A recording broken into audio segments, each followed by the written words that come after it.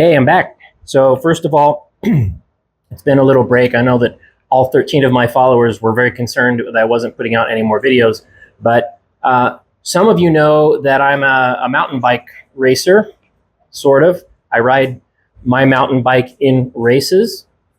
I'm a racer, but I do a race called the Leadville Trail 100 MTB every year in Leadville, Colorado, and that race was about 2 weeks ago. I finished my 5th time. I got my 4th buckle, but the impact that had on my woodworking was significant because my Saturdays are I'm out on the road on my long training rides. So all through June and July, my Saturday rides are anywhere from 6 to 8 hours out on the road. I go up into the mountains, the local mountains here, and I ride all day long in the heat. And that has impacted my woodworking, but I'm back. We're at the end of August. And it's time for me to start making my annual Christmas presents. I know that all of you that have woodworker friends or family are excited every year to get that woodworking gift that we've tried to make for you specifically and make it a very unique gift just for you. And then, you get it, you unwrap it, yay, it's pretty, you put it in the cabinet, and then the next time I visit, you pull it out, you put it on the counter and go, hey, look, here's the widget you made me.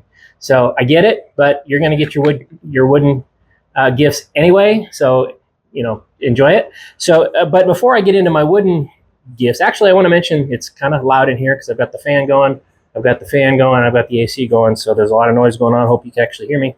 But I was at the lumberyard the other day, and I never really paid attention to the price of wood. I had a project. I needed wood. I'd go buy my wood. And yes, it's pricey, but I just didn't really look at which wood cost the most. But yesterday I did, and it turns out that in my area, cherry and maple, soft maple, are half the price of walnut, and walnut's 25% more expensive than sapele. Well, sapele is an absolutely beautiful wood, and if you like a dark brown wood, for 25% less, I'm going to start leaning towards sapele on certain projects. But then when I got home, I realized I have all these cutoffs, all these scraps of maple or of walnut they're left over from past projects. These are left over from the end table that I made earlier this year. So I was like, well, I got to use that wood. This stuff's expensive, so I got to make sure I use this wood. So that's what this project is. This is actually kind of a tune-up, if you will. I want to get back into the shop and get going and remember how to use all my tools. So I'm going to make myself a headphone stand, and it's going to have some storage in it. And it's just a little widget that I can make with a bunch of cutoffs that I have. This is not, set aside for anything. So with that, let's get into it. So I decided to start this with the post glue up unclamping of the wood. So these pieces are about 3/8 of an inch each thick, and I needed to get thicker pieces to build the stand that I want to build, and actually I need to do an additional glue up on this. But I figured you might have seen a glue up on YouTube sometime in your viewing history, so I left the glue up portion out, and I decided to go ahead and just show you the unclamping, because this is really the most exciting portion of a glue up is the unclamping piece of the glue up process. So you can see the shop dogs are very happy to be in the shop when I'm doing the unclamping process, and they do like to supervise.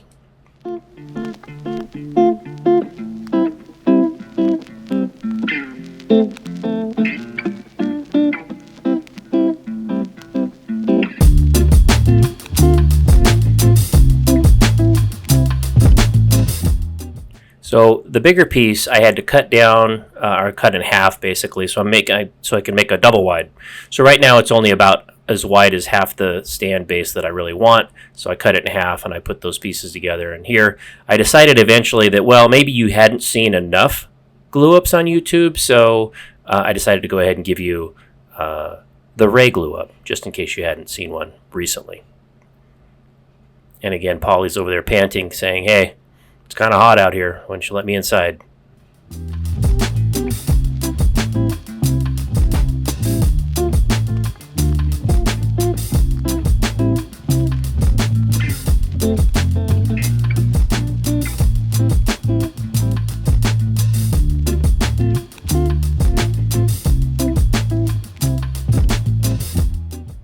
I prefer using the brush on my glue up edges. I've seen a lot of people using the roller. I kind of have an interest in trying out that roller, but I don't have one, so the brush seems to work for me.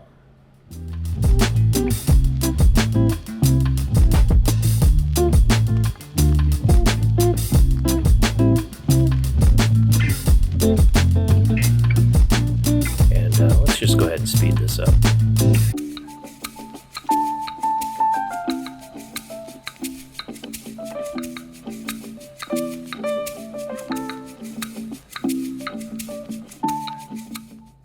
I don't know how many clamps you're supposed to use on a glue up, but I feel like twice as many as it looks like it's reasonable is probably the correct amount. So that's what I usually go for. And then, of course, the smaller piece, which you're going to see what this is actually used for, I had to clean up the edge on that so that I could clean up the other edge on the table saw. I don't love this. Suddenly I forgot what the tool's called. Don't love that tool. Probably going to replace it eventually. Double shot, dog shot. Cleaning up the other edge here. I forgot to turn on my dust collection. You might be able to tell. And I didn't really realize that until... Well, actually, I did turn on the dust collection. I didn't have it connected to the table saw. So that ended up making a nice mess. And I'm wondering why it's not sucking up my dust.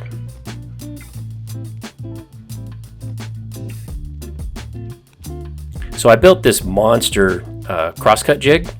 Absolutely love this thing. It's within 4/1000ths of an inch of square. And I use that 5-cut method to determine that. So very pleased with the accuracy of this thing. And what you find out is if you have a bunch of junk on your outfeed table when you're trying to use your crosscut sled, it tends to get in your way. Ask me how I know that. So I went ahead and just cut that part out for you because you probably have seen people make mistakes on YouTube enough already. Just squaring up the ends here.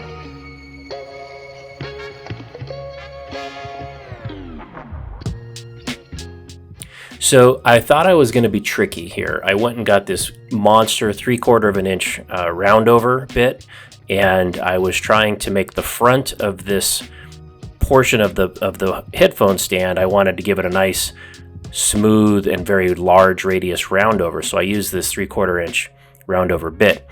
Unfortunately, I didn't support the wood as well as I should have. I'm using the I'm having trouble with words today, but I'm using the miter gauge there to try to hold my wood square to the bit, and that wasn't working very well. So I was having to just really hold on to it, using the kung fu grip that I have from the $6 Million Man days to try to hold this thing as square as I could to the bit. But that bit's spinning at about 16,000 RPM, and it's a 3/4 inch roundover, as I said. So that's a lot of mass to push on this little tiny piece of wood, and I struggled a little bit. Probably wasn't as safe as it looked. Might have been not as safe as it looked. But you got to do the glue cleanup. That's always an important step. And then you got to clean up make those edges a little bit softer. So you can see the roundover that I did. It wasn't as square as I had hoped, but the way I'm going to use this thing, it doesn't really matter. It's not like I'm going to, build spaceships on top of this headphone stand. But I absolutely love this router table for this type of operation. It just makes cleaning up these edges so easy.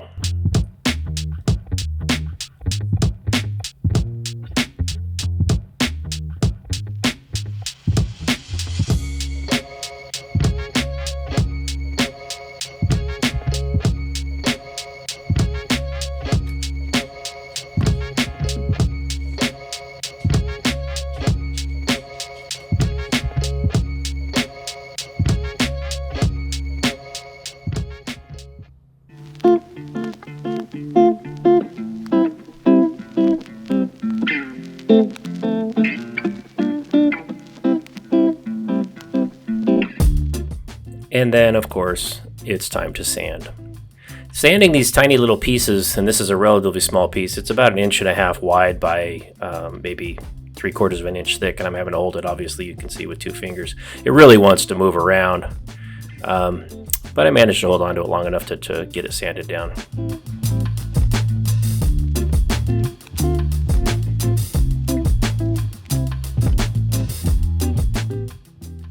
So since you didn't get to see a glue up with taking the clamps off before, actually you did. So I'm doing it again for you because I didn't know if you'd seen it from this particular angle, but this is what a removing of the clamps process looks like from the opposite side that you saw before. And now we have a base for our headphone stand. The little pads for my clamps kept coming off on the wood, so I think I'm just going to toss those. Yep, still got some glue on there.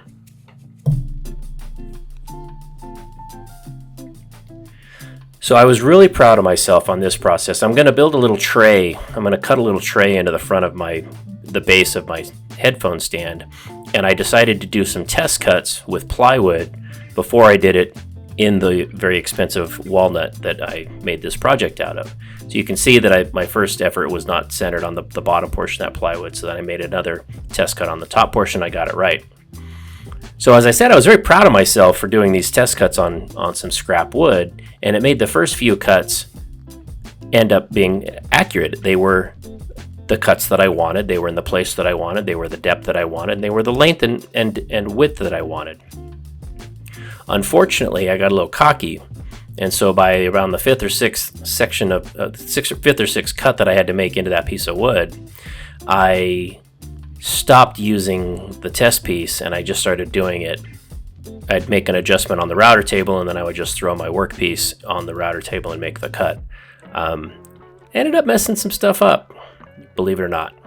So I think the lesson for me is learned that do the test cuts. Use that scrap piece of wood and just do the test cuts. I skipped the part where I made the mistakes on the routing because there was too much cussing, and I didn't think that was appropriate for this YouTube channel. So I went ahead and just didn't include that footage in the video, in the final cut of the video. But I thought what's important here is kind of similar to what your typical router tray or any other router type project is. You have to sand it, and sanding these router trays is a total pain in the butt. You have to do it by hand. There's really no way to do this with any kind of tool or sander, so you absolutely have to do it by hand. I had burning because I was using a big bit and I was making big cuts, and this is walnut, so I had to try to sand all that burning off, and this was just an absolute pain.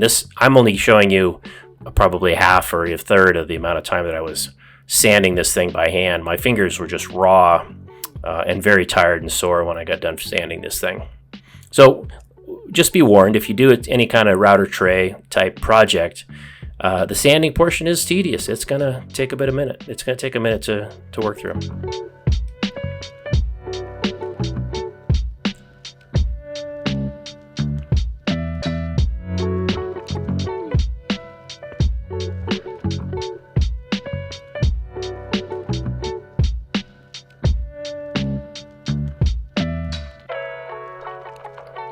But eventually you get through it. I didn't show the final glue up, but this is the final product. You can see that little router tray in the front. If you look hard, you can probably see the mistake I made. In the back behind the headphone stand portion is where I would put my phone, but I was filming with my phone, so I couldn't actually put my phone in the stand. But came out great. Absolutely love it.